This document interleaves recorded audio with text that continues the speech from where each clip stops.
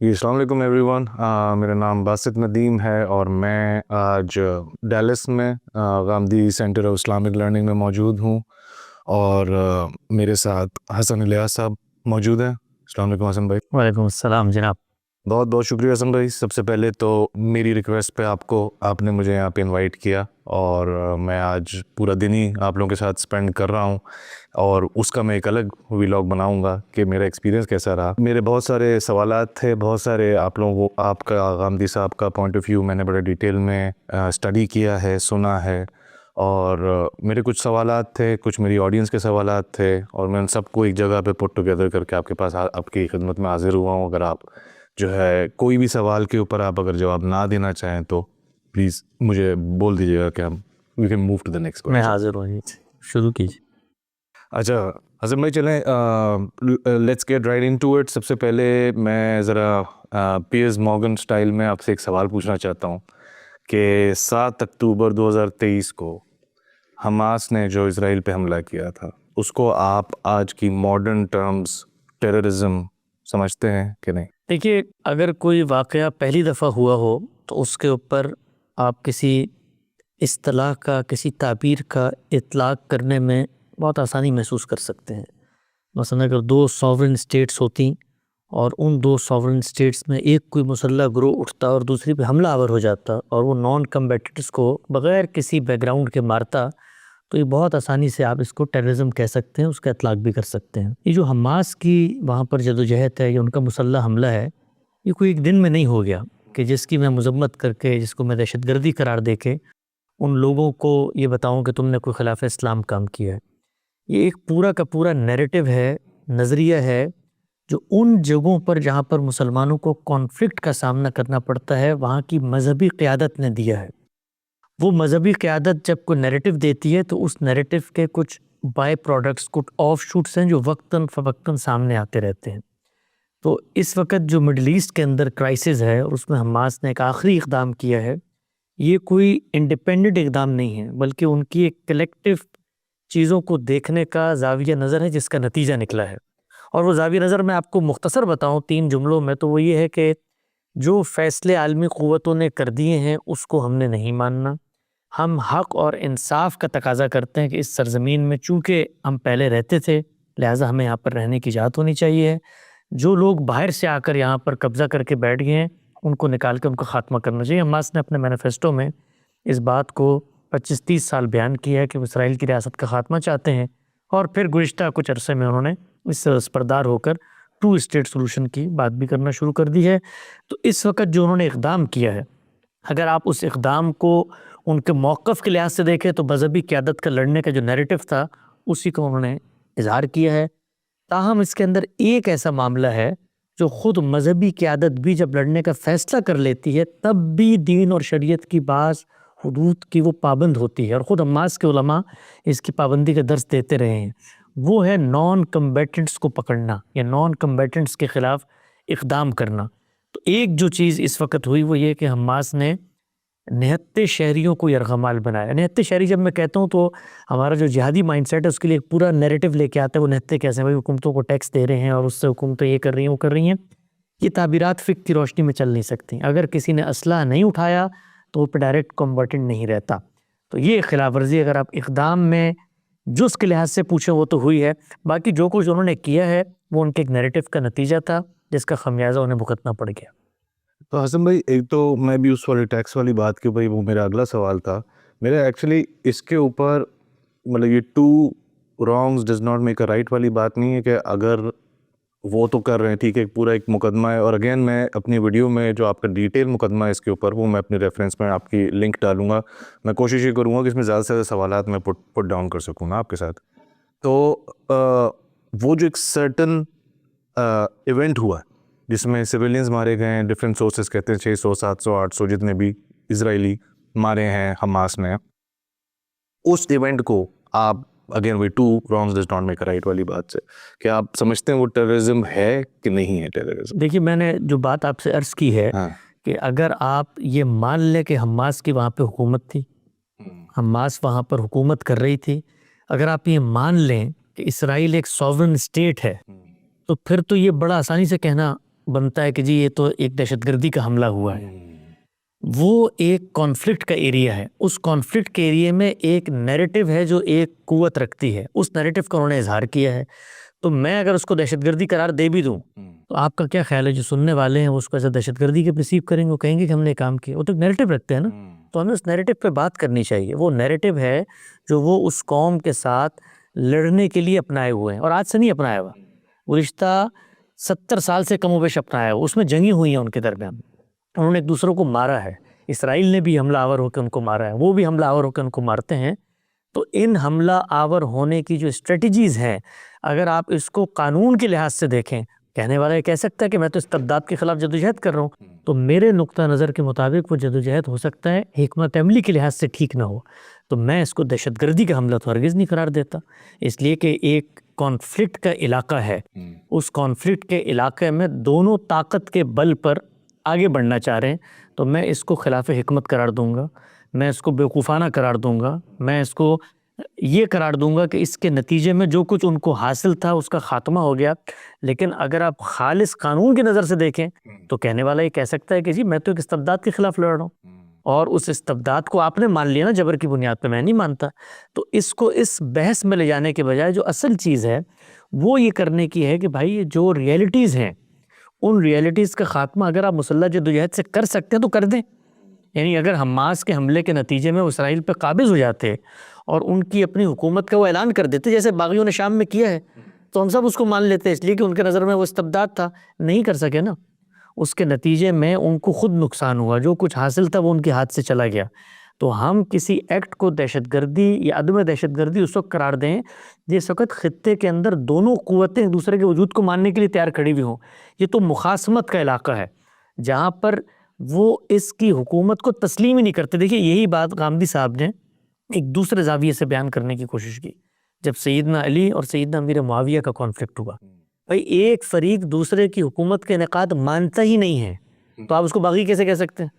باغی تو آدمی تب بنتا ہے نا کہ جب وہ اس کو مانے اور میں بغاوت کر دوں. تو اسرائیل کا وجود کیا فلسطینیوں نے تسلیم کر لیا تھا؟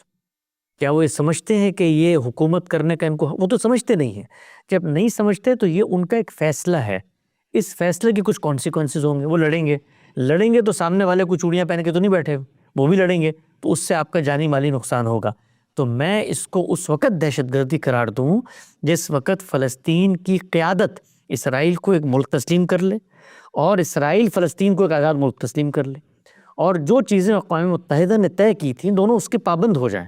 تو دونوں جب اس لائن پر آ جائیں گے اس کے بعد کوئی اقدام ہوتا ہے تو اس کو ہم اس زاویے سے دیکھیں گے. اس وقت تو جو کچھ ہو رہا ہے وہ دونوں اپنی حدود سے آگے بڑھ کر کام کر رہے ہیں، اور اس میں ہم چونکہ اسرائیل تو ہماری بات نہیں سنتا، وہ تو اسلام پہ نہیں کھڑا ہوا، ہم ان کو یہ بتاتے ہیں کہ دیکھو تم جب اس جدوجہد میں پڑے ہو، تمہاری مذہبی قیادت نے تمہیں بتایا ہے کہ تم انصاف اور حق کی بنیاد پہ مطالبہ کرو گے، پوری سرزمین تمہاری ہے. بھائی پوری سرزمین پشاور والے مطالبہ نہیں کر سکتے افغانستان میں شامل ہو. آپ کے لحاظ سے یہ جو تقسیم ہوئی ہے پاکستان کی یا باقی دنیا کے ممالک کی، سوڈان کو دیکھیں، لبنان کو دیکھیں، خود آپ اس علاقے کو دیکھیں جہاں پر عراق کے ساتھ کردستان ہے، اس کی سرحد ترکی، یہ سب تقسیم کو انصاف کی بنیاد پہ ہوئی ہے؟ نہیں ہوئی نا. تو ہم ان کو بھی یہی کہتے ہیں کہ مذہبی قیادت، میں نے بڑی تفصیلی ایک آرٹیکل لکھا ہے تو اخبارات میں چھپا ہے کہ مذہبی قیادت کا رویہ ہے وہ یہ ماننے کو تیار نہیں ہے کہ عالمی برادری اسرائیل کے پیچھے کھڑی ہے. اسرائیل تو کوئی چیز ہی نہیں ہے، عالمی برادری کے فیصلے ہیں. تو جب آپ اسرائیل کے خلاف اقدام کرتے ہیں تو آپ عالمی برادری کے خلاف اقدام کرتے ہیں. میں اس وقت جائز ناجائز کی بات نہیں کر رہا، آپ کا دشمن کون ہے اس کو پہچانے آپ. دوسری بات کیا ہے، آپ کی صلاحیت اور حیثیت کیا ہے. یعنی آپ یہاں سے پروکسی کے طریقے پہ ایران سے بم لیتے ہیں، جھوٹ بولتے دنیا کے سامنے ہم تو کچھ نہیں کر رہے، تو وہ لیتے ہیں. آپ بولے نا آخر حماس نے حکومت کی ہے نا وہاں پہ، 10-15 سال سے حکومت کر رہی ہے. کبھی اعلان کر کے حماس نے کہا ہے کہ ہم یہاں سے بم لیتے ہیں، دیسی سرنگیں بنا کے ان کے اندر یہ پھلجڑیاں چھوڑتے ہیں اور وہاں سے آئرن ڈوم آتا ہے ہمارے بچوں کو اسپتالوں میں مار کے چلا جاتا ہے. تو اس رویے کو مذہبی قیادت نے اپنایا ہے. اور تیسری چیز کیا تھی، ان کا خیال یہ ہے کہ اگر ہم جہتی کے ساتھ جدوجہد کرتے تو اللہ کی نصرت آئے گی. نہ نصرت الہی کے قانون کو وہ سمجھتے ہیں، نہ مسلمان اس وقت دنیا میں جس پوزیشن میں اس کو وہ سمجھتے ہیں. اس سب کو پس منظر میں رکھ کے ہم یہ کہتے ہیں کہ حماس جو کچھ کر رہی ہے وہاں پر حماس کر رہی ہے، باقی جگہوں پر اور مذہبی قیادت کر رہی ہے، وہ دنیا کے حالات زمانی حقیقتیں اور عالمی عرف کے جو فیصلے ہیں ان سے لڑنے کا فیصلہ کر رہی ہے، اور آج نہیں کر رہی، 70 سال سے کر رہی ہے. اس کا ایک نتیجہ نکلنا تھا جو نکل کے سامنے آ گیا.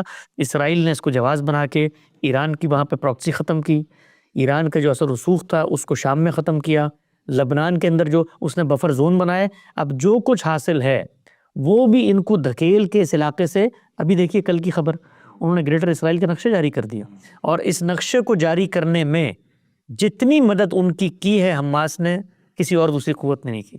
اس لیے کہ آپ کو ہم نے موقع دے دیا، آپ کے پاس طاقت ہے، میں نہتا ہوں، میں آپ کے اوپر پتھر مار کے آپ کہتا ہوں آؤ مجھے مار کے دکھاؤ، تو وہ پھر آتے ہیں، وہ آپ کو مارتے ہیں، آپ کی جگہوں پہ قابض ہوتے ہیں.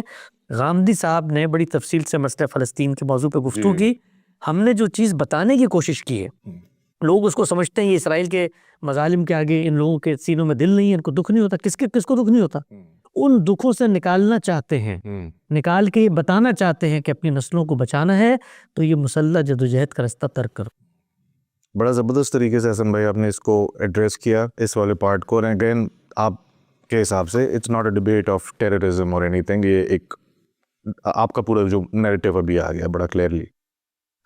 اسی ٹاپک کے اوپر میرا آخری سوال ہے ایکچولی، جو آپ کا پورا مقدمہ ہے مسئلہ فلسطین کے اوپر، غامدی صاحب کا بھی آپ کا بھی بڑا کلیئر ہے پورا سٹانس. اگین وہ جو لنک ہے وہ میں ڈسکرپشن میں ڈال دوں گا، جس نے ڈیٹیل سننا ہے. میں کوشش یہ کر رہا ہوں کہ زیادہ سے زیادہ سوالات پٹ اپ کر سکوں. تو اس میں جو میرے سوالات یا لوگوں کے جو سوالات آئے ان کو میں نے ایک جگہ پہ کیا ہے کہ وہ جو پوری اپروچ ہے کہ ظاہر ہے کہ new world order, world war 2، پاس ورلڈ وار 2، وہ ساری چیزیں اگین لنک کے اندر پوری کی ڈیٹیلز میں ہوں گی.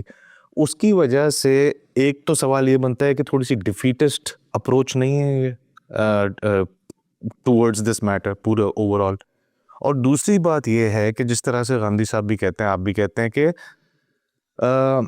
ہم ظاہر ہے کہ ہم ڈیفیٹڈ قوموں میں سے تھے، اور جو ابھی وکٹوریس قومیں ہیں وہ ہمیں ان کا آرڈر چل رہا ہے، ہمیں چلنا پڑے گا ان کے ساتھ. تو ابھی تقریباً 200 ملکوں میں سے 57-58 مسلمان ملک ہیں، 8 ارب 7.5 ارب ٹوٹل آبادی میں سے 2 ارب کے قریب تقریباً مسلمان ہیں. لٹل لیس دین 1/3 دونوں طرح سے. تو اگر ٹیکنیکلی دیکھا جائے تو اتنے کمزور بھی نہیں ہیں ہم ایز مسلمان. لابینگ کے تھرو، کمیونیکیشن کے تھرو کر کے ان مطلب اکٹھے، اگر میں کہتا ہوں 57 پورے نہیں 20 بھی اکٹھے ہو جائیں، 15 بھی اکٹھے ہو جائیں، تو مطلب ایک افیکٹو اپنا وہ پٹ اپ نہیں کر سکتے ہم جو ہم کرنا چاہتے ہیں، یا ایز مسلم جو ہماری اپروچ ہے اس چیز کو، اس پورے مسئلے کو حل کرنے میں، یا آگے بھی اور دوسرے ایشوز کو حل کرنے کے لیے. جی دیکھیے، آپ نے جو سوالات پوچھے ہیں ان میں کئی پہلو ہیں، اور میں چاہتا ہوں میں ایک ایک پہ مختصر کمنٹ کر دوں. سب سے پہلے ڈیفیٹسٹ اپروچ کے اوپر آ جائیں، یعنی شکست خوردی کی جو نفسیات ہے. ہمیں عام طور پہ یہ کہا جاتا ہے کہ یہ بزدل ذہنیت ہے، یہ مسلمانوں کی اندر جو ایک تفوق کا، علوف کا، برتری کا جذبہ تھا اس کا خاتمہ چاہتا ہے. اور یہ کہتے ہیں ورلڈ آرڈر کو آسمان سے آگے ہے، اس کو مان لو اور اس کے آگے چون چرا نہ کرو. ہم یہ نہیں کہتے. ہم نے کبھی یہ نہیں کہا کہ جو اس وقت ورلڈ آرڈر موجود ہے وہ آسوئے افلاق سے زمین پر نازل ہوا ہے، وہ عین انصاف کے تقاضوں کے مطابق ہے. کون شخص یہ کہتا ہے؟ یعنی اگر انصاف کے تقاضوں کے اوپر ورلڈ آرڈر بنا ہوتا تو اقوام متحدہ کے اندر 5 قوتوں کو ویٹو حاصل ہوتا. کس نے کہا ہے آج تک؟ یعنی ہم نے کبھی یہ نہیں کہا، نہ مسلمانوں کو یہ بتانے کی کوشش کی ہے کہ تم امریکہ کی غلامی اختیار کر لو، یا تم عالمی قوتوں کے باج گزار بن کر ان کی زیر نگی رہ کر زندگی کی سانسیں لو. یہ کبھی نہیں کہا ہم نے. ہم نے جو بات کہی ہے وہ یہ کہ دنیا کے اندر کون سی قوت ہے جو اقتدار تک پہنچتی ہے، اس کے لیے کچھ فیصلے ان قوموں نے کرنے ہوتے ہیں، کچھ زمانی حالات کے نتیجے میں ہوتے ہیں. ہم لوگوں نے 1000 سال حکومت کی ہے، دنیا پہ حکومت کی، ہم عالمی سپر پاور تھے، ہمارا توتی بولتا تھا، ہر جگہ پر ہم لوگ تھے جو فیصلہ کرنے کی پوزیشن میں تھے. ہندوستان ہماری سرزمین نہیں تھی، ہم نے یہاں پر آ کے حکومت کی. یہ ترکی ہماری سرزمین نہیں تھی، ہم نے وہاں جا کے حکومت کی. یہ پورا مشرق وسطیٰ، ماوراء نہر، افریقہ تک اور وہاں پر اسپین تک کیسے حکومت کی؟ اس لیے کہ ہمارے پاس طاقت تھی. جب طاقت آتی ہے تو آپ حکومت کرتے ہیں، جب آپ حکومت کرتے ہیں تو آپ فیصلے کرتے ہیں. اس وقت جو ورلڈ آرڈر بنا ہے یہ کچھ ایونٹس اور انسیڈنٹس کے نتیجے میں بنا ہے. ان میں سب سے بڑا ایونٹ کیا ہے؟ دوسری جنگ عظیم. اس کے اندر امریکہ بہادر نے ایک فیصلہ کن کردار ادا کیا ہے. اس کردار کے بعد اس کو دولت بھی حاصل ہوئی ہے، اس کو طاقت بھی حاصل ہوئی ہے. اس نے باقی قوتوں کے ساتھ مل کے اس ورلڈ آرڈر کو تشکیل دیا ہے. یہ جو 57 ممالک ہم کہتے ہیں، ہم 57 وہی ان 57 ممالک کی لکیریں انہوں نے کھینچی ہیں. جب لکیریں کوئی کھینچتا ہے تو آپ کا خیال ہے کہ لکیر کھینچ کے آپ کو اس نے کہہ دیا یہ تمہارا ملک کے ہاتھ سے، اس کے بعد وہ غیر متعلق ہو جائے گا دنیا میں.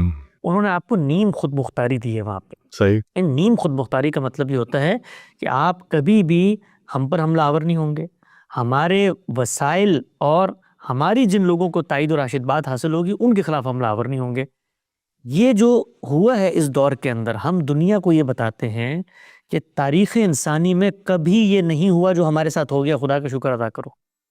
آپ نے کبھی ہسٹری اگر آپ پڑھی ہو، آپ نے کبھی فتح حاصل کرنے کے بعد، بھئی دوسری جنگ عظیم سے پہلے پہلی جنگ عظیم میں ہماری آخری سلطنت کا خاتمہ ہو گیا. 3 سلطنتیں تھیں، مغلیہ سلطنت، صفوی سلطنت اور تیسری عثمانی سلطنت. 17ویں صدی میں زوال شروع ہوا اور آ کر 1920 تک خاتمہ ہو گیا سب کا. دنیا میں آج تک، یہ دنیا کی معلوم تاریخ ہے، جب کبھی آپ شکست خوردہ ہوتے ہیں، آپ ہارتے ہیں، تو فاتحین آپ کی قسمت کا فیصلہ کرتے ہیں.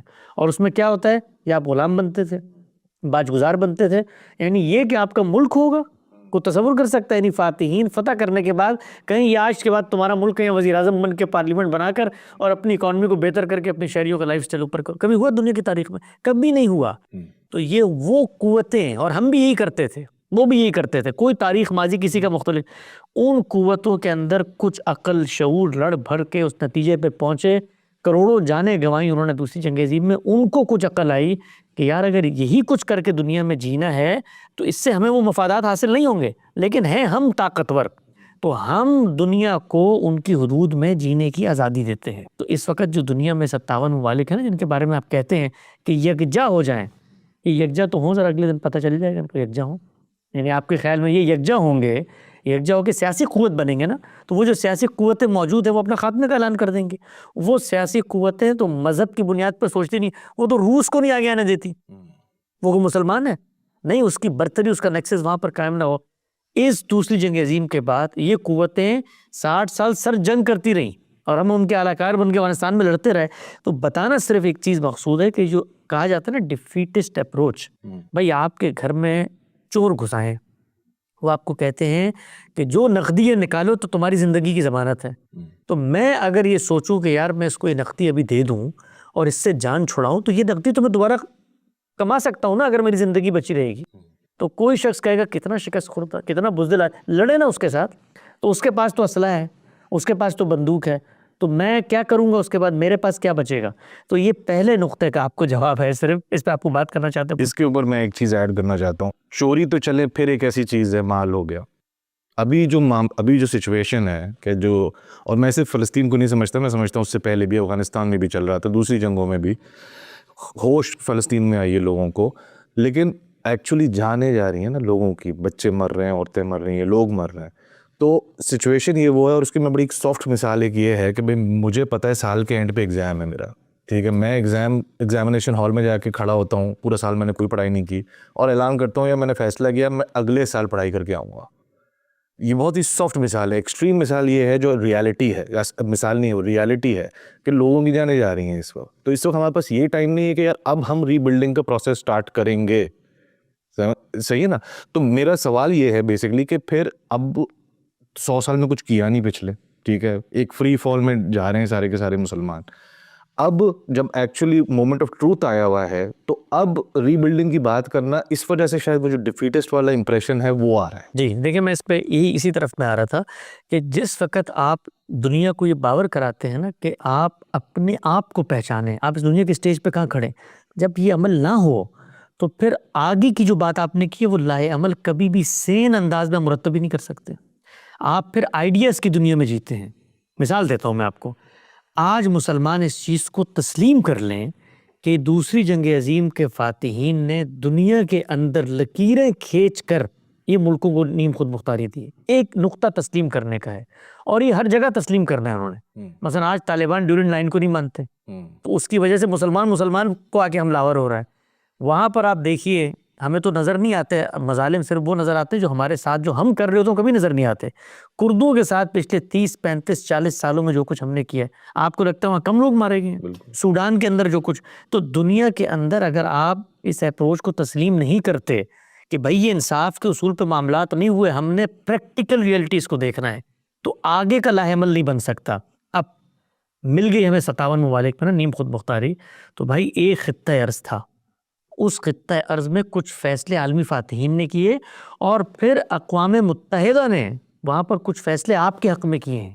یعنی یروشلم کو ایک انٹرنیشنل سٹی کا درجہ حاصل ہوگا، یہ آپ کی ٹیریٹری ہے، یہ اس کی ٹیریٹری ہے. آپ نے کہا نہیں، ہم نے تو چونکہ ہمارا اس ملت سے بڑا گہرا رشتہ ہے، یہ زمینیں ہماری ہیں، ہم تو واپس لیں گے. اور شروع میں وہ زمینیں ہم نے بیچ کے ان کو یہودیوں کو آباد ہونے کی یاد بھی دی. تو صورتحال بنتی چلی گئی. اس کے بعد آپ پچھلے 60 سال سے لڑ کے مر کے خطہ وہ حاصل کرنا چاہ رہے ہیں اور ہاتھ سے آپ کے ریت سے رکھتے ہوئے آپ کی اپنی زمین جا رہی ہے. تو اس میں مذہبی قیادت کو یہ سوچنا چاہیے ہے کہ جو آپ نے آئیڈیلسٹ اپروچ دی ہے، ہم ڈیفیٹسٹ اپروچ نہیں کہہ رہے، ہم پریکٹیکل اپروچ کی بات کر رہے ہیں، اور آپ جو ہیں وہ آئیڈیلسٹ اپروچ پہ کھڑے ہوئے ہیں کہ جی ہم انصاف کے اصول پہ تقاضا کر رہے ہیں. بھائی انصاف کے اصول پہ دنیا میں کون سا کام ہوا آج تک، آپ مجھے بتائیے. یعنی انصاف کے اصول پر برطانیہ نے ہمیں آزادی دی تھی، وہ آئے کیوں تھے یہاں پر ہمارے اوپر؟ انصاف دنیا میں نہیں ہوتا، دنیا میں ظلم کا راج دورہ ہوتا ہے، اس میں ہم نے اپنے لیے امکانات نکالنے ہوتے ہیں. یہی بات ہم کشمیر میں کہتے تھے، عامر صاحب نے بتایا. تو جو کچھ ان کو حاصل تھا کشمیر میں، اس آرٹیکل کے تحت جو دستور ہے ان کو، وہ بھی ہاتھ سے چلا گیا. جو کچھ ان کو حاصل تھا وہ ہاتھ سے چلا گیا. اگر یہ اس جگہ پر جو ان کو مل چکی تھی وہاں پر ایک اچھی حکومت قائم کرنے میں کامیاب ہو جاتے، اپنی تعمیر و ترقی پر توجہ مرکوز کرتے، اور مسلمان ممالک نے کیا ہے، ترکی نے کیا ہے، ملیشیا نے کیا ہے. آپ کو پتہ ہے کہ ملیشیا کا جو پاسپورٹ ہے وہ آپ عالمی پاسپورٹ کی رینکنگ میں دیکھیں تو 4-5 نمبر پہ آتا ہے، دنیا کا مضبوط ترین پاسپورٹ ہے. ہم خود 10 سال ملیشیا میں رہے ہیں، آپ کبھی وہاں جائیں آپ کا سر فخر سے بلند ہو جائے گا کہ مسلمان حکومتوں اور مسلمان ممالک میں بھی اتنی غیر معمولی ترقی ہو سکتی ہے. یہاں کے لوگ بھی اس کا خواب دیکھتے ہیں وہاں جا کے، اتنی ترقی کی ان ممالک نے. تو ان کو عالمی قوتوں نے روک دیا، تو اپنی تعمیر پہ ہم نے توجہ نہیں دی. اور جو کچھ حاصل کرنا چاہا، ہمارا خیال یہ تھا کہ ہم اسرائیل پر اس طرح سے پٹاخے اور یہاں سے دیسی ساختہ بم اور میزائل مار کے کو فتح حاصل کر. بھائی پیچھے امریکہ کھڑا ہوا ہے، وہ امریکہ کھڑا ہوا ہے جس نے دوسری جنگ عظیم میں 3 لاکھ جہاز بنا کر عالمی فاتح کا رینک حاصل کیا ہے. وہ لڑ کے جیتا ہے جنگ، ٹریلینز آف ڈالر اس نے اپنی اکانومی کے اس وقت دیے. وہ اکانومی ایک دن میں بن گئی، تو اس کے پیچھے 200 سال کا انڈسٹریل ریولوشن ہے. اس کے پیچھے پوری کی پوری جان لاک کا فلسفہ اور حکمت ہے، جس نے یہاں پر لوگوں کو حکومت کرنے کا ہنر سکھایا. تو قوم بنی، قوم کو سرمایہ حاصل ہوا، سرمایہ سے ٹیکنالوجی پیدا ہوئی، ٹیکنالوجی فیصلہ کن ہوئی، وہ دنیا پہ حکومت کر رہی ہے. آپ کے پاس کیا ہے؟ آپ کے پاس صرف اور صرف وعیدیں ہیں، بددعائیں ہیں، نوحے ہیں، اور کیا ہے؟ لڑنے کے لیے ادھر ادھر کی پراکسیز کا سہارا ہے. تو اس کا وہ نتیجہ نکلا کرتا ہے جو نتیجہ سب نکل کے لوگوں کے سامنے آ چکا ہے. حسن بھائی مجھے اگلے ٹاپک کی طرف بھی جانا ہے، لیکن اس کو کنکلوڈ کرنے کے لیے آپ کا سجیشن کیا ہے کہ ابھی ری بلڈنگ کے پروسیس میں جائیں اس وقت؟ سجیشن انسان تب دیتا ہے جب آپشنز آپ کے پاس ہوتے ہیں. آپ کے پاس کوئی آپشن نہیں ہے اس وقت. آپ نے 2 اسٹیٹ سولوشن کو جو آپشن پلیٹ میں رکھ کے آپ کو ملا تھا نہیں تسلیم کیا نا. آپ 1 اسٹیٹ سولوشن چاہتے تھے، اب وہی 1 اسٹیٹ سولوشن باقی ہے. بس فرق یہ ہے کہ پہلے آپ اپنی 1 اسٹیٹ چاہتے تھے، اب 1 اسٹیٹ کسی اور کی ہے. ابھی بھی کیونکہ اب تو 2 اسٹیٹ نہیں ہو سکتا. اب تو کچھ نہیں ہو سکتا. اب تو ان لوگوں نے ان لوگوں کو وہاں سے ایویکویٹ کر دیا، اس پہ قبضہ کر لیا. یعنی ابھی بھی وقت ہے. آپ کے علم ہے نا کہ اسرائیل کی جو آبادی ہے اس وقت بھی وہ 23-24% عربوں پہ مشتمل ہے، اور بڑی تعداد میں مسلمان ہیں. تو اس وقت آپ نے حل پوچھا ہے، لوگ گالیاں دیں گے، لوگ برا بھلا کہیں گے، لیکن اگر اپنے بچوں کی زندگیاں بچانی ہیں، وہاں کی مذہبی قیادت اس چیز کو ماننے پر آمادہ ہو جائے، جو کچھ ان کو حاصل تھا وہ پھر سے حاصل ہو سکتا ہے. آپ اگر غور کریں، سوچیں، مسلمان اس پہ غور کر کے سوچیں کہ نام تو اسرائیل کوئی شیطان کا نام تو نہیں ہے نا بھائی، ایک مملکت کا نام ہے نا، اس میں غیر مذہبی لوگ رہتے ہیں. آپ اگر اس جدید ریاست کا حصہ بن جاتے ہیں جو اس وقت ٹیکنالوجی کی دوڑ میں دنیا میں سب سے آگے ہے، جس میں سرمایہ سب سے زیادہ ہے، جو اسٹارٹ اپ اکانومی کہلاتی ہے، جس کا پاسپورٹ مضبوط ترین پاسپورٹ ہے، آخر وہی عرب ہے نا جو 23% اس کا حصہ بنے. آپ نے نہیں مانا نا 2 اسٹیٹ سولوشن. میں تو یہ نہیں کہہ رہا کہ آپ جا کر اسرائیل کے شہری بن جائیں. اس وقت آپ نے یہ فیصلہ کیا کہ آپ نہیں بنیں گے. اب آپ کے پاس آپشن کیا ہے؟ 2 ہی آپشن ہیں، یا بفر زونز کے اندر جا کر قسم پرسی کی وہ زندگی گزاریں جو افغانستان کے مہاجرین نے 40 سال تک پاکستان میں گزاری نا، آخر وہاں پر نسلیں اپنی برباد کریں. ایک سولوشن یہ ہے. یا ابھی بھی ہوش کے ناخن لیں، مسلح جدوجہد کو ترک کریں، مذاکرات کی میز پر آئیں، یرغمالی رہا کریں، اور ان سے یہ بات کریں کہ ہم ان چیزوں پر اب بات نہیں کریں گے جو ہمارے نظریات تھے، کہ ہم آپ کا خاتمہ چاہتے ہیں، ہمیں خدا نے یہ سلطنت دے دی ہے. اور بھائی یہ جو مقدمات ہوتے ہیں یہ انصاف والے، آپ صلاح الدین ایوبی کے دور سے وہ کہہ رہے ہیں ہم 2500 سال سے یہاں پہ آباد تھے. بھائی ان پہ فیصلہ ہوا دنیا میں کبھی؟ ان پہ تو دنیا میرے مکان پہ کو قبضہ کر لے تو عدالتیں فیصلہ نہیں کرتی. وہ کہتے ہیں 10 سال گزر گئے تو قبضہ لیجیٹیمیٹ ہو گیا، بھائی تمہیں کوئی اور پیرلل زمین دیتے. تو دنیا میں یہ معاملات نہیں ہوتے. تو میں نے ابھی جو آرٹیکل لکھا ہے اس میں یہ بتایا ہے کہ 2 اسٹیٹ کا سولوشن بھی ایک خواب بنتا جا رہا ہے، اور اب ایک ہی حل بظاہر نظر آتا ہے کہ اسرائیل سے درخواست کی جائے کہ آپ ہمیں اس مملکت میں جمہوری اقدار کے تحت برابر کا شہری تسلیم کریں، اور پھر اس کے بعد مسلمانوں کی ایک بڑی جمعیت ہوگی. آپ کو لگتا ہے 40% آبادی اگر مسلمانوں کی، کہ اس وقت بھی جو اسرائیل کے اندر مسلمان ہیں وہ حکومت سازی تک میں سر انداز ہوتے ہیں، وہ بڑے بڑے وہاں پر مناصب پہ بیٹھے ہوئے ہیں.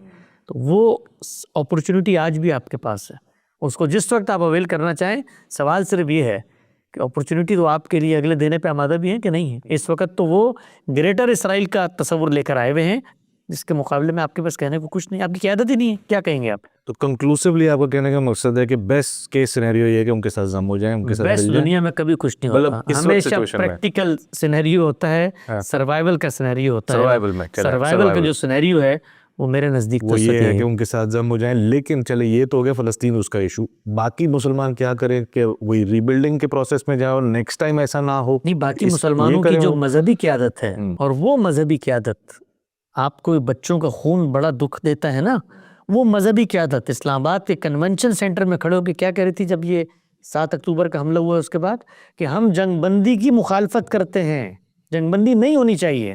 کیوں؟ ہمیں تو جہاد کا موقع ملا اسرائیل کے خاتمے کے لیے. ذرا جا کے اس مذہبی قیادت سے پوچھیں نا آپ کہ بھائی یہ جو جنگ بندی جس کا تم خاتمے کی بات کر رہے تھے، اس نے لاکھوں لوگوں کی جان کو تلف کر دیا. تو مذہبی قیادت کے نیریٹو کا جو پولیٹیکل معاملات میں انہوں نے اپنایا اس کا خاتمہ کرنا ہے. جتنی جلدی مسلمان ممالک اس کا جن انہوں نے کر دیا وہ کامیابی کی راہ پہ چل پڑے. آپ کو ملیشیا میں یہ پرابلمز نظر نہیں آتے جو ہمارے پاکستان، وہاں بھی مذہبی قیادت کا مسئلہ ہے، یہاں بھی مذہبی قیادت کا مسئلہ ہے، کشمیر میں بھی مذہبی قیادت کا مسئلہ ہے. اور وہ جیسے ہی مسئلے مذہبی قیادت نے ایک انتہا تک پہنچائے، جو کچھ ان کو حاصل تھا اس کا خاتمہ ہو گیا. بہت بہت شکریہ حسن بھائی. یہ ٹاپک میں ریپ اپ کرنا چاہتا ہوں تاکہ میں آپ سے دوسرے سوالات کی طرف آ سکوں. آپ کا بڑا ڈیٹیل میں اس کے اوپر پورا پوائنٹ آف ویو آ گیا ہے. نیکسٹ ٹاپک حسن بھائی، سنت اور حدیث کے معاملے کے اوپر آپ سے میں پوچھنا چاہتا تھا. ایک آدھ سوال تھا اس کے اوپر. آپ نے اپنی پوڈ کاسٹ میں مینشن کیا تھا ایک کہ حدیث کے بغیر بھی دین مکمل ہے. ٹھیک ہے، تو اس کے اوپر تھوڑی سی کلیئرٹی اگر آپ دے سکیں کہ کچھ ایسی چیزیں ہیں جس پہ قرآن لائٹلی ٹچ کر کے یا ایک پرنسپل سٹانس دے کے آگے چلا گیا ہے، اور اس کی ساری جو ڈیٹیلز ہیں وہ حدیث کے اندر آئی ہیں. میں ایک دو مثالیں بھی آپ کو کوٹ کر دوں گا. تو اگر دیکھا جائے کہ ایک حکومت ہے وہ کہتی ہے کہ جی ٹیکس پے کرنا ہے، اور بس یہ بول کے خاموش ہو جائے. ٹھیک ہے، جب تک یہ نہیں بتائے گی کہ بھائی ٹیکس پڑے گا کتنا، ایگزمپشنز کتنی ہوں، اس میں ایگزمپشنز کیا ہوں گی، ریڈکشنز کیا ہوں گی، پورا پروسیس. تو وہ پھر ایک حکم کمپلیٹ ہوگا نا اس کے اوپر، ٹیکس پے کرنا ہے، ایسے پے کرنا ہے. اسی طریقے سے جو چیزیں قرآن کے اندر ہے کہ جی یہ اصول ہے، اور اس کی پھر ڈیٹیل حدیث کے اندر آئی. ایک مثال ہے دو شریک کا رشتے کے جو بہن بھائی ہوتے ہیں ان کی شادی نہیں ہو سکتے. طریقہ نہیں قرآن کے اندر بتایا ایگزیکٹلی کہ دو شریک کا رشتہ قائم کیسے ہوگا. ٹھیک ہے، اس کو جو اہل سنت کا اجماع ہے، صحیح مسلم کی حدیث ہے کہ 5 دفعہ الگ الگ موقعوں پر جب دودھ بچہ پیے گا تو وہ پھر رشتہ قائم ہوگا. اب یہ ایک حکم کمپلیٹ ہو گیا، قرآن میں آیا پرنسپل اور اس کے ڈیٹیلز آ گئے حدیث کے اندر. تو کیا دین حدیث سے نہیں نکل آیا یہاں پہ؟ کہنے کا مقصد ہے کہ اگر آپ اس کو نکال دیں حدیث کو تو پھر اس پوائنٹ پہ میں اگر وہ ایک آدمی ہے یا میں ہوں ایک اور لڑکی کو اپنے لیے حرام سمجھ رہا ہوں، غلط، کیونکہ میرے پاس ابھی حدیث کا علم ہی نہیں ہے، بس قرآن میں ہے کہ بھائی 1 دفعہ پینے کے اوپر یا 2 دفعہ پینے کے اوپر.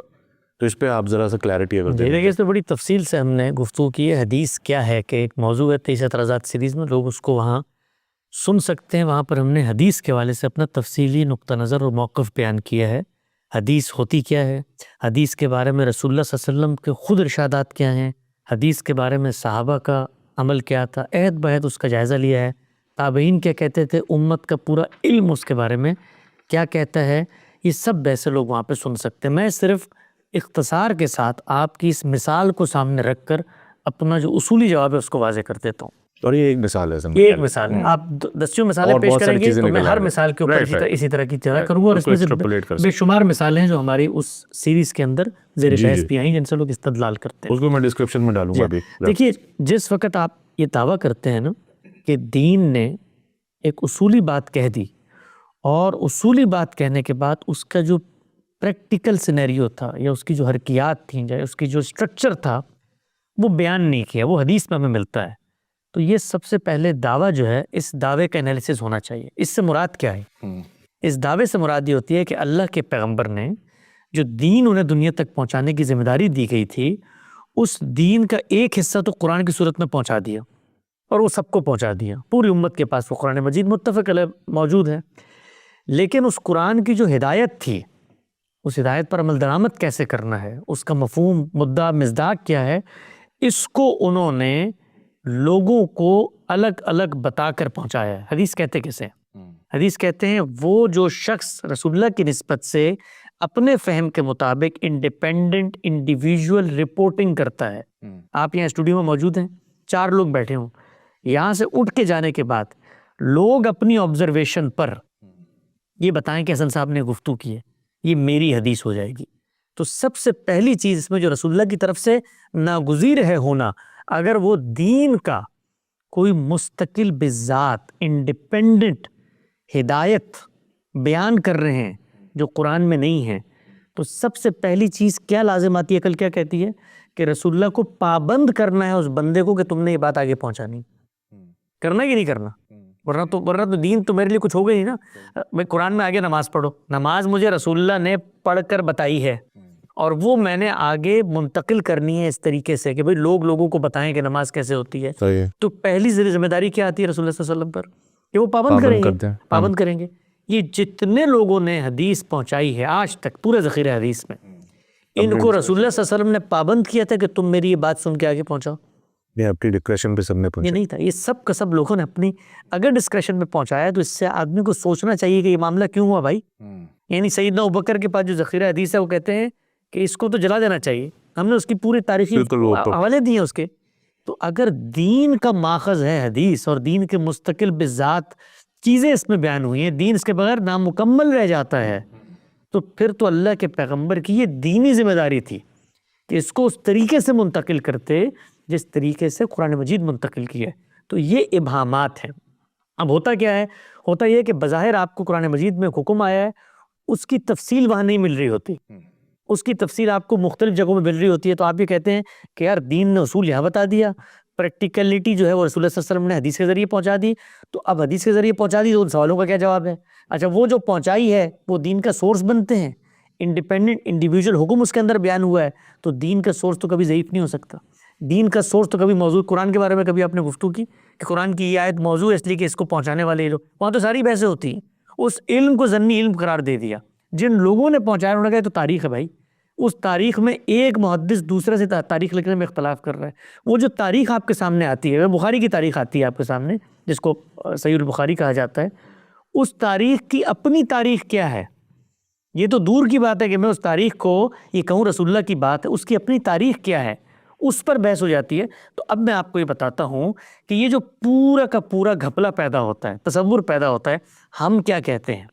ہم یہ کہتے ہیں کہ دین اللہ کے پیغمبر نے پہلی دفعہ روئے زمین پہ لا کے نہیں دیا. جب پہلی دفعہ لا کر نہیں دیا تو جن چیزوں کو قرآن ریفر کر رہا ہے وہ خارج میں پائی جاتی ہیں, ورنہ کبھی قرآن ان کا نام تک نہ لے. نام یا ٹرمینالوجی بنتی تب ہے جب اس کا وجود خارج میں ہوتا ہے. تو صلاۃ پائی جاتی ہے, زکوٰۃ پائی جاتی ہے, حرم موجود ہے. قرآن کہتا ہے ویل للمصلین, بربادی ہے حرم کے پروت نمازیوں کے لیے. وہی یہ حج کر رہے ہیں, قرآن کو زیر بحث لے کر آتا ہے. تو اللہ کے پیغمبر نے جو دین کے پریکٹیکل ہدایات تھیں وہ خود ٹریڈیشن سے پرسیو کی, ان کو قائم رکھا. اس لیے کہتے ہیں نا رسول اللہ کا قول, فعل, تقریر, تصویب آپ کو پیچھے سے مل رہی ہے, آپ نے اس کو برقرار رکھا, اس کو اپنے قول سے جاری فرما دیا, قول سے ہی بتایا ہے کہ بھئی آج نماز اس طرح پڑھنی ہے, اور پھر عمل سے کر کے دکھا دیا. تو قول, فعل, تقریر, تصویب سے وہ جو پریکٹیکل حصہ ہے اس کو آگے جاری فرما دیا. اب جو یہ روایات ہیں ان میں جو ڈیٹیلز ملتی ہیں, ان ڈیٹیلز کی کیا حیثیت ہے؟ تو ہم یہ کہتے ہیں کہ یہ ڈیٹیلز دنیا کا سب سے بڑا ذخیرہ علم ہے, اس کو سینے سے لگانا ہے. اس کو اٹھا کے نہیں پھینکنا. جب ہم یہ کہتے ہیں نا کہ حدیث کے بغیر دین مکمل ہے تو اس سے مراد کیا ہوتی ہے کہ دین اپنے سورسز میں مکمل ہے, اپنی ہدایت میں مکمل ہے, اس کی تفصیلات, اطلاقات, اس کی ایکسٹینشن, شرح و وضاحت, تفہیم و تبیین یہ حدیث میں بیان ہو رہی ہے. لیکن حدیث کے کوئی انڈیپینڈنٹ انڈیویجول مستقل بذات الگ حکم بیان کری جو قرآن میں زیر بحث نہیں ہے, یہ ہم نے کبھی نہیں کہا, کوئی شخص یہ نہیں کہتا. ہم یہی بتانے کی کوشش کر رہے ہیں کہ جو اصل دین ہے فور کارنرز میں. میں مثال کے طور پہ آپ کے سامنے غالب کا ایک شعر پڑھتا ہوں, آپ اس کی ایک شرح کرتے ہیں, تشریح کرتے ہیں, توضیح کرتے ہیں. آپ کی نظر میں وہ جو شرح ہے, وہ جو تشریح ہے, وہ جو توضیح ہے, اس کو شعر کو قبول کرنا چاہیے کہ نہیں کرنا چاہیے؟ شعر قبول کرے گا تبھی شرح بنے گی. یہ نہیں ہو سکتا کہ میں کہوں غالب کا شعر تو یہ ہے, الفاظ تو یہ ہیں, لیکن شرح اس سے متضاد ہو جائے. تو ہم یہ بتاتے ہیں کہ جو کچھ حدیث میں بیان ہوا ہے وہ قرآن کے مطابق ہے, ٹھیک ہے, وہ سنت کے مطابق ہے. تمہیں یہ لگ رہا ہے نا کہ قرآن میں یہ چیز زیر بحث نہیں آئی, آؤ ہم تمہیں بتاتے ہیں کیسے قرآن کے مطابق ہے. اسی مثال کو لے لیں, قرآن نے کہا رضاعت ہوگی تو حرمت قائم ہو جائے گی. اب رضاعت کسے کہتے ہیں؟ یہ رضاعت کا ایک کامل عمل ہے جو ہونا ہے. رسول اللہ صلی اللہ علیہ وسلم حدیث میں وضاحت نہ کرتے تو کوئی عالم کرتا, کوئی فقیہ کرتا, اور کرنے کے باوجود لوگوں نے اختلاف کیا کہ رضاعت کتنے گھونٹ پینے سے ہو جاتی ہے. یہ اختلاف آج تک قائم ہے. آپ جائیے امت کی علمی تاریخ میں, اس پر اجماع ہے کہ رضاعت کتنے گھونٹ پینے سے ہو جاتی. اس میں ہم 10 شرائط عائد کریں گے. ابھی چند دن پہلے مجھ سے ایک صاحب نے کہا کہ میرا نکاح ہو رہا ہے اور مجھے اب پتہ چلا ہے, ان خاتون نے آ کے بتایا کہ بچپن میں تو میں نے تمہیں دودھ پلا دیا تھا, تم رو رہے تھے, تمہاری اماں تمہیں چھوڑ کے گئی ہوئی تھی, تو اب تو تمہارے اب میری بیٹی سے نکاح نہیں ہو سکتا, رضاعت ثابت ہو. میں نے کہا نہیں ثابت ہوئی, اس لیے کہ رضاعت کے لیے صرف دودھ پلانا لازم نہیں ہے, اس خاتون کا کنسنٹ بھی لازم ہے.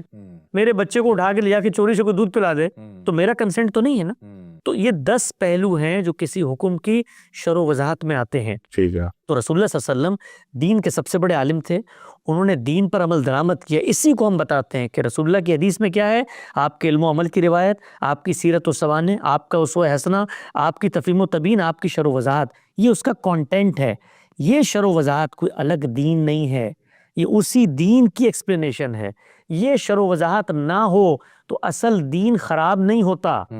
تشنگی یہ رہ جاتی ہے کہ علم کے معاملات میں ہم آج بھی, آپ مجھے بتائیے کہ اگر تمام شرح و وضاحت حدیث میں ہو گئی تھی تو پھر علماء کو اس کے بعد فقہ مرتب کرنے کی کوئی ضرورت پیش آئی؟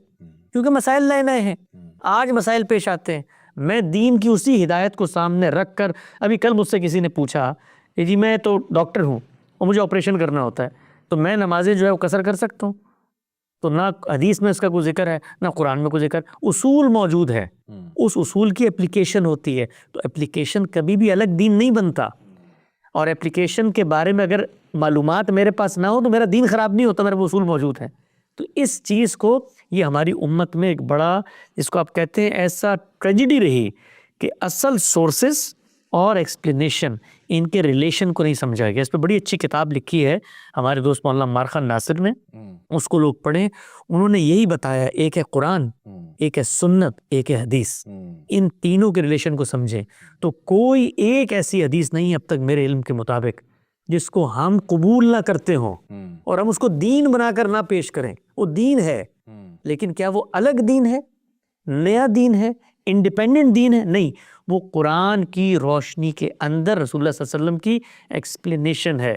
اور قرآن کے جو پریکٹیکل احکام تھے وہ سنت سے منتقل ہوئے, اور قرآن و سنت کسی بندے پر منحصر نہیں ہے, کسی راوی پر منحصر نہیں ہے, بلکہ وہ پورے کے پوری جنریشن نے آگے پہنچائے. تو یہ ہمارا نقطہ نظر. آپ نے ایک بڑا اچھا جملہ بیچ میں بولا جس کو میں ریپیٹ کرنا چاہتا ہوں, اس وجہ سے کہ شاید اس سے سننے والوں کو تھوڑی سی اور کلیئرٹی آئے. آپ نے ایک جملہ بیچ میں بولا کہ یہ سب کچھ ہوتا آ رہا تھا پیچھے سے, ٹھیک ہے, اگر بخاری نہ ہوتی تو کوئی عالم کرتا, اس کی انٹرپریٹیشن نکالتا بھی رضائی رشتہ کس طرح کریٹ کرنا ہے.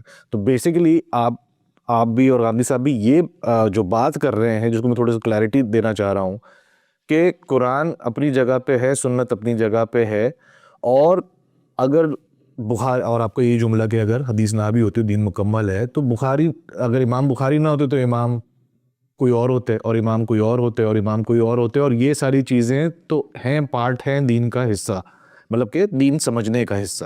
رائٹ. آپ کا بالکل پوائنٹ آف ایسے ویو ہی یہ ہے علم بیسکلی علم کی ضرورت ہے. علم کی ضرورت ہے اور یہ پیچھے سے چلا آ رہا ہے. اچھا جی حضرت عیسیٰ کے زمانے میں دودھ شریک کا رشتہ کیسے ہوتا تھا, اس کے بارے میں آج ریسرچ ہوگی اور اس کا ایک اصول نکل آئے گا اس کو بیسکلی, اور وہ چلتا رہے گا اور وہ اینڈ آف ٹائمز تک چلتا رہے گا. آپ یہ بیسکلی دین حدیث کے اوپر آپ ہمیشہ یہ کہنا چاہ پرنسپل بتاتا ہے, Right. آپ کو علت بتا دی گئی, حکم کی حقیقت بتا دی گئی. مطلب دین نے کہا شراب نہیں پینی, تو ابھی میں آج اطلاق کروں گا نا, میں روانہ پہ نہیں کروں گا اس کا, اگر مجھے لگتا ہے کہ اس سے نشہ آتا ہے.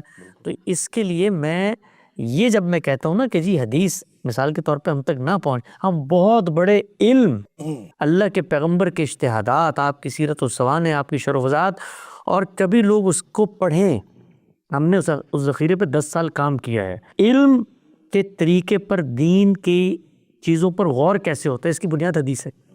رسول اللہ صلی اللہ علیہ وسلم نے پوری امت کو تعلیم دی ہے کہ تم نے ظاہر پسند ہو کے نہیں رہ جانا, یہ حکم کی حقیقت ہوتی ہے, اس کی ایکسٹینشن ہوتی ہے, مماثل صورتحال پہ اس کا اطلاق ہوتا ہے, نئے نئے زاویوں کے اوپر اس کو لے کر آیا جاتا ہے. یہ سب کچھ کی ٹریننگ حدیث نے ہمیں دی ہے. تو حدیث کو اس کی جگہ پر رکھیں, سنت کو اس کی جگہ پر رکھیں, قرآن کو اس کی جگہ پر رکھیں, کوئی مسئلہ پیدا نہیں ہوتا. مسئلہ کہاں پیدا ہوتا ہے؟ جہاں پر آپ کو حدیث میں آپ کے فہم کے مطابق ایک بات مل رہی ہے جو رسول اللہ صلی اللہ علیہ وسلم کی نسبت سے آپ نے بیان کر دی کہ مثال کے طور پر شادی شدہ نے زنا کیا تو اس کو رجم کیا جائے گا. دوسری طرف قرآن کوئی اور بات کر رہا ہے, تو لوگ آگے بڑھ کے کیا کہتے ہیں؟ وہ کہتے ہیں حدیث کی روشنی میں قرآن سمجھا جائے گا, لہٰذا حدیث نے قرآن کو منسوخ کر دیا. یہ ٹریجڈی ہے جس کو ہم سمجھانے کی کوشش کر رہے ہیں. ہمارے پاس آپ آئیں گے وہی حدیث لے کر, تو ہم کیا کہیں گے؟ پہلے بتاؤ قرآن کیا کہتا ہے, کیا وہ یہ فرق کرتا ہے اس آیت میں؟ نہیں کرتا. آؤ غور کرتے ہیں کہ رسول اللہ نے بات کیا کہی. یہ بھی ہو سکتا ہے قرآن کے مطابق ہو. یہ ہو کیسے سکتا ہے کہ قرآن اپنے بارے میں فیصلہ کر رہا ہے کہ میری بساط پہ اختلافات کا فیصلہ کرو, میں میزان فرقان معین حکم ہوں, میں آیا اس لیے ہوں کہ میں فیصلہ کروں, اور تم میری بات کو لے کر کہیں اور چلے گئے ہو اور فیصلہ. تو قرآن سے پوچھتے ہیں نا جا کر کہ بھائی یہ رسول اللہ کی حدیث کا کیا مطلب ہے؟ تو رسول اللہ نے شادی شدہ کو تو رجم کر دیا اور غیر شادی شدہ کو 100 کوڑے مارے قرآن کے مطابق, سر جلا وطنی بھی کی. تو عقل پکار کے کہتی ہے یار یہ 2 جرائم ہو گئے ہیں, یہ تو فساد فی الارض کی سزا جو قرآن میں بیان ہوئی اس کو بھی ساتھ اطلاق کر دیا. تو تھوڑا سا تفحص کیا تو ہمیں حدیث قرآن کے مطابق لگ گئی. آپ نے غور نہیں کیا تو آپ نے حدیث کو انڈیپینڈنٹ مستقل بجا سورس بنا دیا, اور اب آ کے مجھے ڈراتے ہیں جی اس پر تو اجماع امت ہے, تم اجماع کے خلاف ہو گئے ہو. بھائی اجماع امت جو ہے وہ کل مل کر گئے کہ قرآن مجید اللہ کی کتاب نہیں, تو میں مان لوں گا؟ نہیں مانوں گا نا. تو اجماع جو ہے وہ دلیل کے اوپر ہوتا ہے. دلیل آپ بتائیں گے وہ قرآن کی حاکمیت کو متاثر کرے گی تو اس دلیل کو ہم قبول نہیں کریں گے. نہیں, وہ تو بالکل قبول نہیں ہوگی. بالکل صحیح ہے. اب جس طرح آپ نے ابھی اپنے ریسنٹ Q&A سیشن میں یہ بات بھی مینشن کی تھی کہ جی ہم حدیث کو دیکھیں گے, ویریفائی کریں گے, اگر وہ ہمیں مطمئن ہو جائیں گے قرآن کی روشنی میں وہ پوری اترتی ہوگی تو وہ سنت بن جائے گی. ایسے ہی ہم اس کو ایز اے سنت ایکسیپٹ کر لیں گے. سنت 2 چیزوں کا فرق ہے. جب وہ حدیث مل جائے گی تو میں یہ دیکھوں گا کہ وہ کس کا بیان ہے. وہ اصل دین کا بیان ہے جو قرآن میں بیان ہوا ہے, تو قرآن کے حکم کی شرح و وضاحت ہوگی. رائٹ. وہ اگر سنت کی کسی چیز کا بیان اس کے اندر آ گیا تو وہ کوئی الگ سے چیز ہی نہیں ہے, وہ سنت کا بیان ہے, وہاں پر سنت میرے پاس موجود ہے. تو کہنے کا مقصد ہے کہ اگر وہ چیز حدیث سے نکل رہی ہے, ٹھیک ہے, اب آپ نے بولا کہ وہ اگر ہم کنفرم ہو گیا سنت کا کوئی بیان ہے, وہ اس میں آیا اور وہ حدیث میں ہے لیکن قرآن اس طرح سنت تواتر سے نہیں آ رہا, تو ہم اس کو ویریفائی کریں گے, سیٹسفائی ہوں گے تو ہم اس کو سنت مان لیں گے. سنت مان لیں گے, وہ کوئی مستقل سنت نہیں ہوگی. اس کی مثال میں سادہ آپ کو دیتا ہوں. نماز جو ہے وہ سنت سے منتقل ہو رہی ہے, نسل در نسل رسول اللہ نے نماز پڑھی, لوگوں نے پڑھی, آگے نسلوں میں منتقل کر دی. رسول اللہ صلی اللہ علیہ وسلم نے نماز کیسے پڑھی یہ حدیث میں آتا ہے. آپ صلی اللہ علیہ وسلم نماز میں رکوع کیسے کرتے تھے یہ حدیث میں آتا ہے. تو اس کو ہم کیا کہتے ہیں؟ اس کو جیسے ہی ہم کہیں نا سنت ہے یہ, تو پھر ذہن میں گھپلا آتا ہے کہ اس کا مطلب سنت کے خبر روایت سے منتقل ہوتی ہے. تو اس کو ختم کیا, ہم کہتے ہیں اس کو اسوہ حسنہ کا نام دو, یعنی اس سنت پر بہترین طریقے سے عمل کا نمونہ. قرآن میں ایک چیز بیان ہوئی ہے, حدیث میں اس کی شرح و وضاحت آ گئی, تفہیم و تبیین آ گئی, اطلاقات مصداقات واضح کر دیے گئے. اب آپ کہیں, کیا آپ کبھی کہتے ہیں کہ حدیث میں قرآن بیان ہوا ہے؟ کبھی کہتے ہیں یہ؟ کیوں نہیں کہتے؟ اس لیے کہ قرآن تو قرآن ہے, اس کی شرح و وضاحت حدیث کے اندر آتی ہے. وہ شرح و وضاحت حدیث میں بھی آتی ہے. وہ حدیث میں نہیں ہوگی تو فقہ کی کتابوں میں آئے گی, وہ نہیں ہوگی تو علماء کی گفتگو میں آئے گی. ابھی آپ مجھ سے دین کی شرح و وضاحت کا کام لے رہے ہیں کہ نہیں لے رہے؟ تو میری گفتگو میں بھی آ رہی ہے. تو میری گفتگو بھی دین پر مبنی ہے, لیکن میں اپنی گفتگو قرآن کہوں گا. تو کیٹیگرائزیشن کا فرق ہے صرف اور صرف. ہم یہ ہرگز نہیں کہہ رہے کہ حدیث کو اٹھا کے دریا میں پھینک دو, اس کی کوئی دین میں حیثیت نہیں. کیٹیگرائزیشن کا فرق ہے. حدیث کو حدیث کی جگہ پہ رکھو, سنت کو سنت کی جگہ پہ رکھو، قرآن کو قرآن کی جگہ پہ رکھو. یہ جب آپ تینوں کو مکس اپ کر دیتے ہیں نا، اس سے خرابی پیدا ہوتی ہے. پھر گڑبڑ ہو رہی. تو آئی تھنک اس کو کنکلوڈ کریں حسن بھائی اس ٹاپک کو. تو بیسکلی ٹرمینالوجیز کا ایشو ہے ہمارے یہاں، کیونکہ ظاہر ہے عربی ہماری فرسٹ لینگویج ہے نہیں، تو باقی ساری چیزیں اسی سے سب نکل رہی ہیں. جن کی فرسٹ لینگویج تھی، مسئلہ ان کے پیدا ہوا، انہی کے علم کو آگے امت نے پھیلایا ہے. یہ علم کا مسئلہ ہے، یہ کوئی زبان کا مسئلہ نہیں ہے کہ یہ اجمیوں میں یہ چیز پیدا ہو گئی تھی. علم کا مسئلہ ہے. علم کے مسئلے میں پہلے دن سے یہ چیز سامنے آنا شروع ہو گئی نا. مطلب میں آپ کو اس کی سادہ مثال دیتا ہوں عام آدمی کو سمجھانے کے لیے. یہ بالکل ایسے ہی کہ غامدی صاحب نے کتاب لکھی ہے میزان، ٹھیک ہے نا. وہ اس کتاب میں کہتے ہیں جی میری جو تحقیقات علمی ہیں وہ میں نے اس میں بیان کر دی ہیں. میں 15 سال سے ان کے ساتھ رہتا ہوں. آپ میرے پاس لے کر آتے ہیں میزان کتاب اور آپ کہتے ہیں کہ دیکھو عام صاحب نے تو اس میں یہ بات لکھی ہے. میں آگے بڑھ کے کہتا ہوں یار میں 15 سال ان کے ساتھ رہا ہوں، انہوں نے یہ بات تو لکھی ہے لیکن اس بات کا مفہوم یہ ہے جو میں تمہیں بتا رہا ہوں. تو آپ اس کی طرف کان اٹھا کے دیکھیں گے نا کہ بھائی یہ تو بندہ آخر ساتھ رہا ہے، تو میں غور کرتا ہوں یہی ٹھیک کہہ رہا ہو سکتا ہے میں ہی غلط ہوں، مجھے بات سمجھ میں نہ آ رہی ہو. اچھا جو مفہوم میں آپ کو بتا دوں یہاں تک تو آپ بالکل رویہ ٹھیک رہے گا، آپ سنیں گے. جو مفہوم میں آپ کو بتاؤں وہ میزان کتاب کی عبارت پر کوالیفائی ہونا چاہیے کہ نہیں ہونا چاہیے.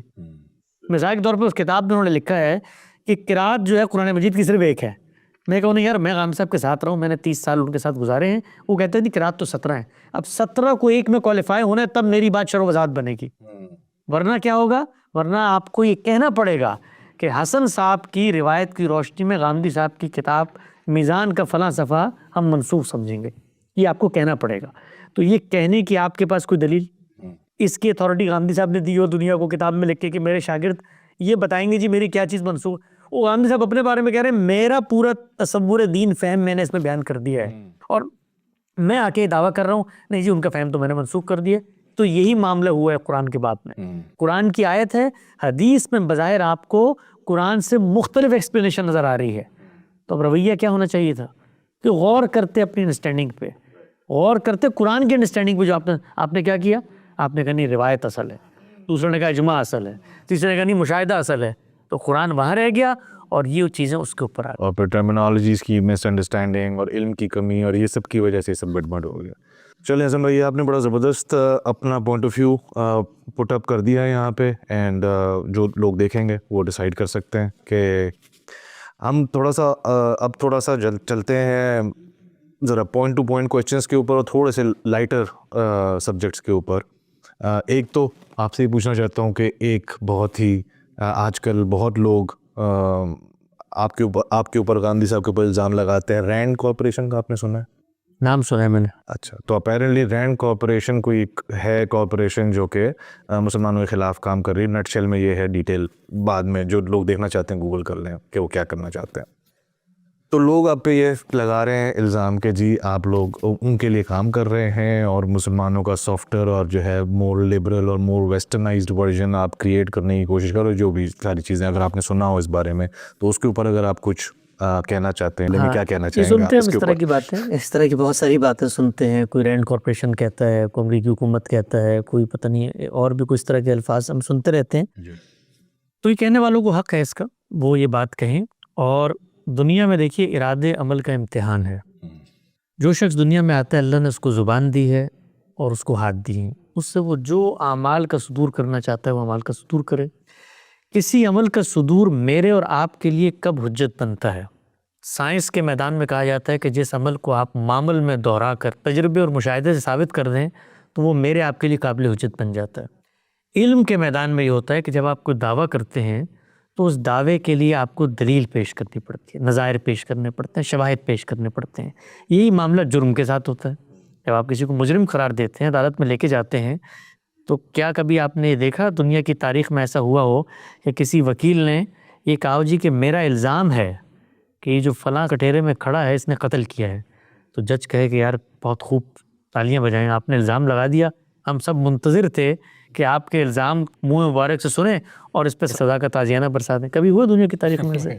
تو یہ مذاق خیز چیزیں ہوتی ہیں بھائی، یہ تاریخ کے کوڑا دان میں جانے کے لیے پیدا کی جاتی ہیں. ان کو ہم بھی سنتے ہیں، انجوائے کرتے ہیں، یہ لطائف ہوتے ہیں دنیا کے. اور جو لوگ اس کو بیان کر رہے ہوتے ہیں نا، وہ دونوں ٹانگیں باندھ کر جھوٹ بول رہے ہوتے ہیں. جھوٹ، سفید جھوٹ، بہتان، اتہام، بغیر کسی دلیل کے. وہ دلیل جب سامنے آئے نا، مثال کے طور پہ یہ بتائیں کہ جی غامدی صاحب نے میزان کتاب لکھی ہے، حسن صاحب نے فلاں پوڈ کاسٹ میں گفتگو کی ہے، اس سے پہلے ہم نے یہ دیکھا کہ ان کی میٹنگ ہوئی ہے رینٹ کارپوریشنز کے کارندوں سے، انہوں نے ان کو یہ رقم دی ہے، یہ اس کا ایویڈنس ہے. ایویڈنس جب ویڈیو کی صورت میں پیش کرتے ہیں نا تو پاکستان کی عدالت میں تو وہ بھی قابل قبول نہیں ہے. ایویڈنس کی بھی دنیا ہے ایک، وہ کہتے ہیں ایویڈنس پہ بھی گواہ لے کر آؤ کہ ویڈیو بناتے ہوئے 4 عاقل بالغ وہاں موجود تھے کہ نہیں موجود تھے، تو وہ آپ لے کر آئیں گے. اس کے بعد رینٹ کارپوریشن مجھے یہ بتائے گی کہ تم نے دین کے اندر جا کے تعریف کرنی ہے، اس کے بعد جا کے اس کو بیان کرنا ہے. تو یہ ساری چیزیں ثابت کرنی پڑتی ہیں دنیا کی تاریخ میں. یہ صرف دین کے ساتھ نہیں ہوتا، یہ سیاست کے میدان میں ہوتا ہے. روز آپ نے نہیں دیکھا کوئی آدمی کھڑا ہو کے کوئی ایک کام کرتا ہے دوسرا کھڑا ہو کے. تو ان چیزوں کو ہماری سوسائٹی کے اندر جو غلاظت ہے، جو اخلاقی پستی ہے، جو گندگی ہے، اس کی مثال کے طور پہ پیش کرنا چاہیے. اس کو تو کسی صاحب علم کے سامنے پیش کرنا یہ اس کی توہین اور جسارت ہے. میں آپ کی بات نہیں کر رہا، آپ نے تو دنیا تک پیغام پہنچانے کے لیے بات پیش کی ہے. یہ جہلا کے لطائف ہوتے ہیں. ہماری قوم میں اکثریت جہلا کی ہے اور وہ اس طرح کی چیزوں کو سن کے بڑے خوش ہوتے ہیں. تو یہ سب چیزیں کبھی آپ نے دیکھا ہے ابوالکلام آزاد، کبھی مولانا مودودی، کبھی شبلی نعمانی، ان کے دور میں اس طرح کے جہلا نہیں پیدا ہوتے ہوں گے. آج کو آپ کو نام پتہ ہے کسی کا؟ آج آپ کس کو جانتے ہیں؟ ابوالعلا مودودی کو جانتے ہیں. صحیح بات. آج آپ ابوالکلام آزاد کو جانتے ہیں. ابوالکلام آزاد پر اس زمانے میں درجنوں مولویوں نے کفر کے فتوے لگائے. جی کہاں ہیں وہ مولوی؟ تاریخ کے کوڑا دان میں. تو رینڈ کارپوریشن بھی گئی تاریخ کے کوڑا دان میں اور الزام لگانے والے بھی. یہ لوگ جھوٹے لوگ ہیں. اور میں آپ کو ایک اور دلچسپ بات بتاؤں، یہ مسلمان ملت کی ایک بڑی بڑی محرومی ہے کہ وہ حقائق سے واقف نہیں ہوتے. ان کو یہ لگتا ہے کہ انسانوں کو اگر ڈرایا جائے، انسانوں کی شخصیت سے دنیا کو متوحش کیا جائے، انسانوں کو ڈسکریڈٹ کر دیا جائے تو اس سے وہ نظریے پر کمپرومائز کرنے کے لیے آمادہ ہو جائیں گے. یعنی ان کا خیال یہ ہے کہ یہ رینٹ کارپوریشن کا الزام لگا کے، یہ امریکی حکومت کا الزام لگا کے مجھے یہ کہنے پر مجبور کر دیں گے حدیث میں مستقل بے ذات دین بیان ہوا ہے. صحیح بات. سوچیں نا آپ، یعنی یہ چیز اگر میں علم اور استدلال سے حاصل کر کے نہیں قائل ہو سکا تو رینٹ کارپوریشن کی دھمکی سے میں قائل ہو جاؤں گا. تو یہ بیوقوف ہے، جہلا ہیں. اور جہلا کے بارے میں ہمیشہ سے ہمارے بڑے کہتے ہیں، امام شافعی کا مقولہ ہے کہ جب بھی کسی جاہل سے بحث کی تو میں ہار گیا. تو ہمارے سے اکثر یہ لوگ پوچھتے ہیں کہ جی ان کے بارے میں آپ کا کیا جواب ہے، ان لوگوں کے سامنے آپ بیٹھتے کیوں نہیں ہیں؟ بہت سارے لوگ ابھی ترس رہے ہوتے ہیں، تڑپ رہے ہوتے ہیں ہمیں کہ آئیں ہمارے ساتھ بیٹھیں جی گفتگو کریں. تو میں ان کو کہتا ہوں کہ جہلا سے بحث کرنے کا فائدہ نہیں اور عقل مندوں پہ بات پہنچانے کی حاجت نہیں. تو وہ ہماری بات سن رہے ہیں، سمجھ رہے ہیں، ان تک پہنچ رہی ہے. اور جو لوگ ہمیں بٹھا کر ہم پر یہ اتمام حجت کرنا چاہتے ہیں وہ رینٹ کارپوریشن کے ہیں، تو وہ ذرا شواہد قوم کے سامنے لے آئے نا. وہ جس وقت لے آئیں گے تو دودھ کا دودھ پانی کا پانی ہو جائے گا. صحیح بات ہے. اس کے ساتھ پروف کے ساتھ بات کریں، بلا وجہ میں ہوا میں کوئی بھی کسی کے اوپر کچھ بھی بول سکتا ہے. اچھا حسن بھائی، دوسرا ایک اسلامک ڈیموکریسی کے بارے میں آپ کا کیا پرسپیکٹیو ہے؟ دیکھیے قرآن مجید نے ہمیں یہ بتا دیا ہے کہ جس وقت آپ کوئی اجتماعی نظم قائم کرتے ہیں تو اس میں اصول کیا ہونا چاہیے. دنیا کے اندر معروف 3 طریقے ہیں، یا اللہ فیصلہ کر کے کسی کو حکمران بنا دے گا، یا کوئی شخص طاقت کے بل پہ آ جائے گا، تیسرا جو لوگ موجود ہیں وہ اپنا حکمران منتخب کر لیں گے.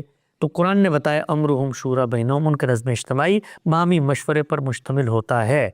مشورہ کیسے کرنا ہے، طریقہ کار کیا ہوگا، اس کے اندر تفریق، عمر کی قید کس سے کرنا ہے، عاقل ہے شعور، یہ ساری بحثیں انسانی عقل پر چھوڑ دی گئی ہیں. ہر تمدن، ہر زمانہ، ہر سماج اپنے لحاظ سے اس اصول کا اطلاق کرتا ہے.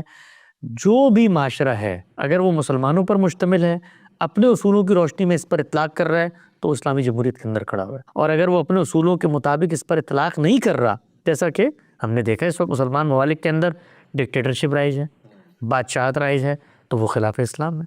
تو اسلامی جمہوریت یا خلاف اسلام جمہوریت کوئی چیز نہیں ہوتی. اصل چیز یہ ہے کہ جمہوریت پر آپ نے کتنا عمل کیا ہے، اور کتنا عمل کرنے کا دار و مدار دونوں صورتوں پر ہے کہ آپ کتنا عمل کر کے دکھا رہے ہیں، اور دوسرا سماج کتنا عمل کرنے کے لیے تیار ہے. مثال کے طور پہ اس ملک جس میں آپ بیٹھے ہوئے ہیں، یہاں پر الیکشنز کیسے ہوتے ہیں؟ یہاں پر وہ سسٹم نہیں ہے جو پاکستان کے اندر ہوتا ہے. الیکٹورل کالج بنتا ہے، اس کے ذریعے کیا جاتا ہے، پاکستان میں نہیں ہوتا. تو کیا آپ اس کو اسلامی غیر اسلامی کہیں گے؟ نہیں. یہ حالات اور تمدن کے تقاضوں کے تحت اللہ کی ہدایت پر عمل درآمد کرنا ہے.